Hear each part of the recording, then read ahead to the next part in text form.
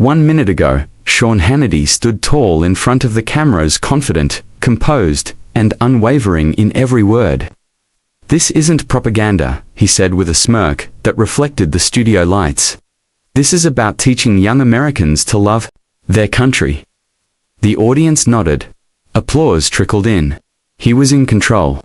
Or so he thought. 12 seconds later, everything changed. Jasmine Crockett leaned forward, slow and deliberate, like someone who wasn't there to argue, but to expose.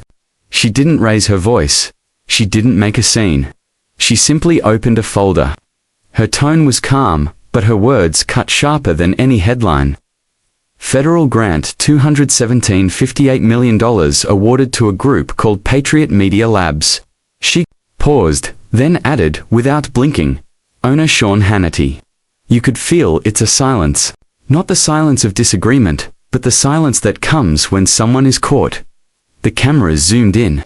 Hannity's face tightened. The corner of his mouth twitched, then froze.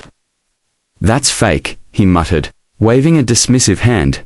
But it wasn't fake. It wasn't photoshopped. It wasn't taken out of context.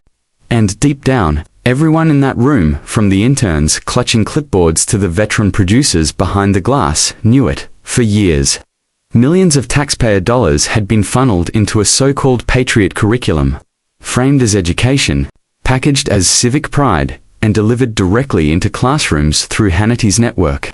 And now, live on air, in front of millions. Jasmine Crockett was pulling back the curtain. But this wasn't just about a media figure.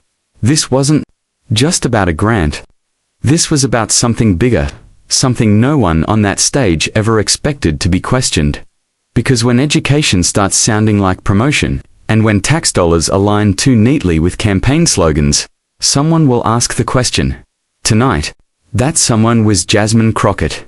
She wasn't finished. She turned to the next page. Her voice steady, almost too steady.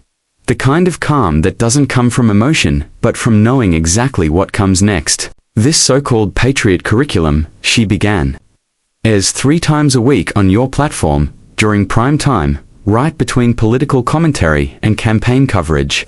A few murmurs rippled through the crowd. Crockett didn't flinch.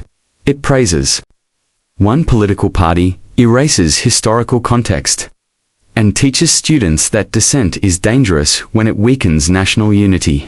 That's a direct quote from Lesson 7.